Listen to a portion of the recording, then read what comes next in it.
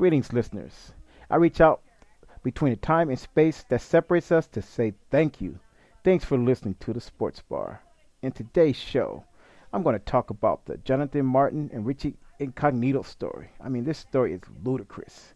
I'm going to let you know three reasons why I hate this story, and also I'm going to let you know who is at fault. I mean, someone's at fault here. But you know, in this show, I'm going to tell you who I think it is. And some of you may not like my answer. But before I start this topic, I am going to start off with a phone tap, man. This phone tap is crazy. You just got to hear it. Now, before we get to business, let's start off with a phone tap. Hello? Hello, I'm trying to reach Sister Monica, please. Who's calling? This is brother Deshaun. I'm calling. Actually, I'm a member at Greater Missionary Baptist Church. How can I help you? I'm calling you actually about the offering. Now, did you? I know you paid your tithes, but you also yeah, I pay my tithes every Sunday. Okay. Now you paid a love offering as well, right? Yes, I do. Okay. Now this past Sunday, I'm looking at a check that you left us with bank. Right. I sure did. I wrote a check Sunday. Okay. Now the check, ma'am, was $250. Am I correct? Right. I wrote two checks for my tithes and the love offering. Right. I wrote one for $250 for the love offering. Okay. Now, ma'am, I know. First of all, I didn't ask you. How's your day going? You doing all right? My day is fine. How about yours? Oh, I'm like I said, I'm blessed. Now, but what is this call regarding? Why are you calling me? Well, what I wanted to tell you is that I hate to be a bearer of bad news, but your check that you wrote for $250 actually has bounced. And wait a minute. You said my check bounced for $250? Your check bounced. So what I'm doing is calling you about recouping the $250, as well as you cost us $30 in bank fees. Wait a minute now. I wrote two checks. I wrote a check for $100. Did that one bounce? I don't see to it that one bounced. All I know is the one that the love offering has bounced. Well, did you put them in at the same time? Because I wrote them at the same time. They all go in on Monday, ma'am. Now, I didn't put them in at the same time. I've been putting them in for the last 2-3 years. The problem is, why would people write these? What is your name? I'm Brother Deshaun. And you was there this Sunday? I was there. I don't think it matters when I was there, ma'am. The problem is that I didn't put these checks in, and I don't understand why y'all write these checks to the church, wait a minute. knowing that they're going to bounce. Y'all write these checks. There's a lot of people My write checks are good. Well, I don't write bad checks. Well, why and do if one cleared, why the other one didn't clear? Maybe you didn't have enough money for both of them to clear. What did you just say? Maybe you didn't have enough money in the bank for both of them to clear, and I don't understand why people write these. I got plenty money in the bank.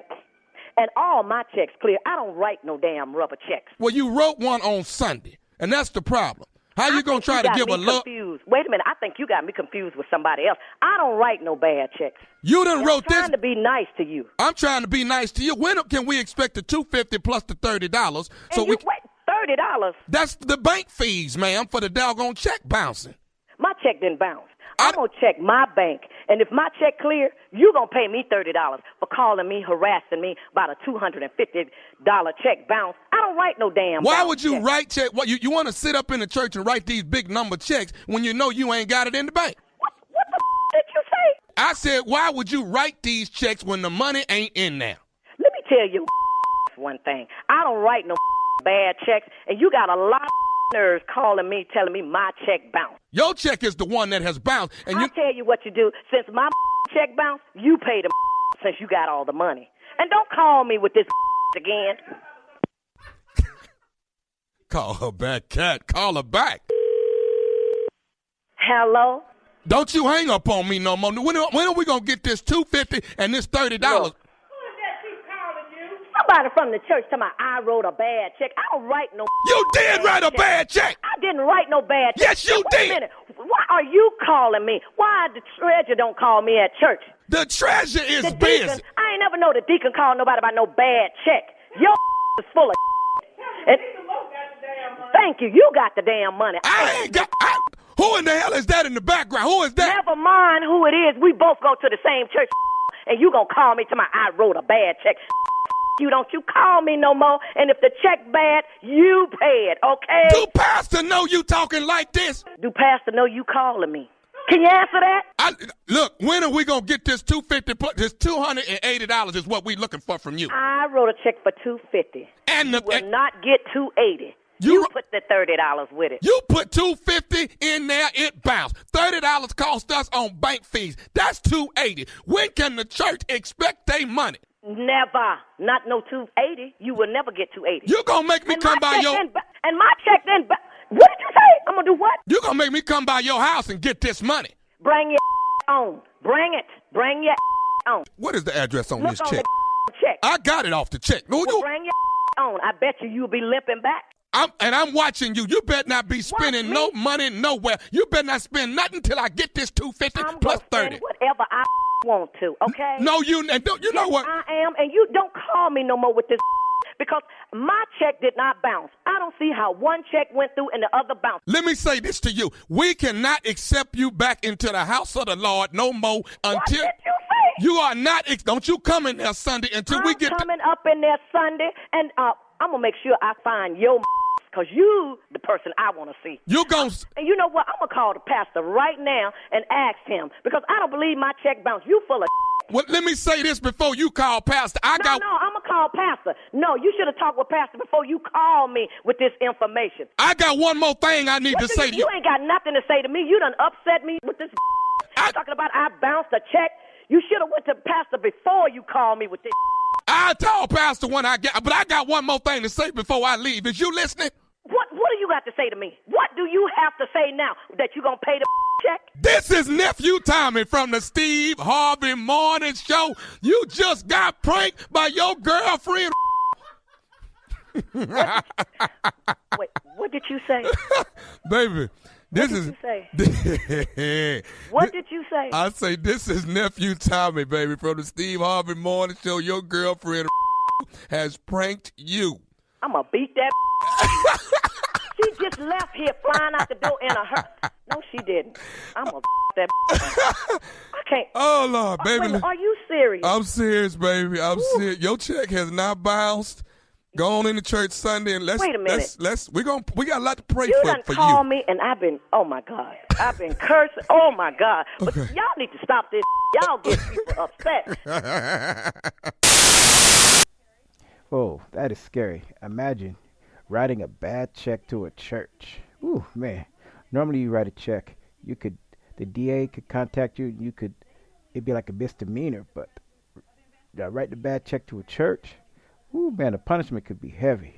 I mean, it could be a punishment that's going to go into eternity, but yeah, you don't want that kind of punishment. Church is the last place, to write a bad check to. Okay, let's get back to business. Today's show, I'm going to talk about the Richie Incognito and Johnathan Martin incident. I hate this story. In case you're hiding under a rock, Richie Incognito harassed his teammate. He left a voicemail. It was very, very, oh man, it's highly graphic. He called the guy a half nigger. Oh man, can you believe that?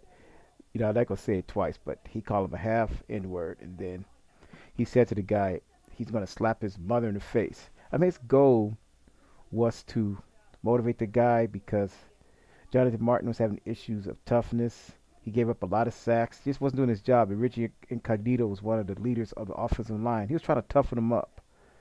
And, he did a little hazing in the process, and I thought that he went a little bit overboard. And in the media, they just made this a big story. I am mad about this story for 3 reasons. Let me give you my first reason. First of all, in the media, a lot of people call it bullying. Personally, I mean, by definition, this is bullying because bullying is defined as use of force or aggressively impose domination on someone through verbal and other methods. Incognito definitely did that, but I don't really consider this bullying. I mean, it is bullying, but I like to call this like workplace harassment or harassment in the workplace. I think the media headline should be harassment in the workplace instead of bullying. I mean, bullying, I think of a non-workplace environment like a playground or a college campus. I don't really want to call an NFL team environment called bullying. Like, for example, if my boss was giving me a hard time and ragging on me, going overboard with it, or a coworker, I'm not going to say bullying. I'm going to call that workplace harassment or harassment at workplace. I mean, I'm just mad by the fact the media call this bullying. Also, I'm happy that this incident didn't stay in the locker room. I mean, a whole lot of stuff goes on in NFL locker rooms. And I'm just mad that this left the locker room. It should have even gone this far. I mean, I'm mad about that. But once again, I think this topic is poorly defined in the media. It should not be called bullying. It should be called harassment in the workplace. Second of all, I hate this story is where I'm mad about is I'm mad about Johnathan Martin. Of course, we don't know the whole story. Through time, we will. Through time, we may not because we're going to forget about it and better things are going to come up. What I hate most about this incident is the way Johnathan Martin handled this. Like I said, I may be wrong, but I think he should have addressed Richie Incognito. I mean, for example, all of us, ragging our homies, playing around, and we know our limits, because a friend may say, hey, man, I don't like that. I don't find that cool. Then you set a limit, how far you could really mess with someone. I mean, first of all, you really shouldn't mess with anybody in the first place, but sometimes friends do that. And, we all know our limits with our friends. And we know some friends can't take it, and we know some could. But like I said, I think Johnathan Martin should have checked Richie Incognito and just say, hey, man, I don't like that. Don't call me the N-word. Whatever. I mean, he should have just set up straight. And then if Incognito kept doing it, then, bring it to the attention of the team captain. And if Cognito was the team captain, take it to the coach. I mean, I think it should have been handled in-house. And like I said, who knows? We don't know the whole story. It may have been a discussion, but the way it sounds like nothing ever happened. Once again, I think Johnathan Martin should address Incognito so it doesn't get to this point. I mean, many of us have brothers and sisters, and a lot of times, things go on, people fight. I mean, parents are there to make sure things don't get out of hand. It's like sibling fights get out of hand, but it's always best to take care of things one-on-one. I mean, so it doesn't get to, the higher level. I mean, like I said, I think Johnathan Martin should address Richie Incognito. Then if that didn't work, take it to another level. Now, Richie Incognito, I mean, it wasn't right for the guy to call a guy the N-word and they talk about his mama and just the way he did. I mean, that was childish. I mean, that was wrong. I mean, what's wrong with that guy? But, he's been doing this for so long. He probably didn't know what he was doing wrong. And the guy Martin allowed it. I mean, it's ridiculous. Moving forward, Richie Incognito should be more careful who he talks to. I mean, really be careful. Sometimes they may not say anything, but it's getting to them. But, just got to watch what he says. And people looking at the story who are doing the same thing, they should open their eyes up, too, and be careful. Because you never know. I mean, even if you say the N-word to a guy and he doesn't say anything, that doesn't necessarily mean he's cool with it. Or somebody else listening might not like it. It's just, you got to be careful with words you use. But, like I said, Johnathan Martin should have checked him. In conclusion, you want to say someone's at fault. I kind of gave you my answer. I really think Johnathan Martin's at fault here, simply because he should have checked the guy. It should have even gotten this far. It should have even left the locker room. And now moving forward, if he goes back to Dolphins, people are going to look at him different. If he goes to another team, people are going to look at him different. I mean, a lot of times in an environment where there's a bunch of guys, guys can act like kids, man. They really do. Childish. But there's a point where you just got to just blow guys off. You really can't let it get to you. And if he can't handle this type of situation, what else he can't handle? And who knows, man? That probably explains why he doesn't play that good. He's a weak guy. I'm serious. I should not have gone there. I mean, it has nothing to do with his playing ability, but I just clearly feel that if he's that sensitive, he shouldn't be in that type of environment because, these NFL guys, these are tough-minded individuals. They're like warriors. And believe me, things are going to be said sometimes in the locker room that shouldn't be said. At the same time, you ignore it or you just check the guy and say, hey, you know what? I personally don't like this. At the same time, you're dealing with friends. Sometimes, some friends go overboard, but a true friend's going to say, hey, man, I don't like that. And then, that friend's going to stop. But if you don't say anything, hey, they may keep doing it. In conclusion, the Incognito Martin story.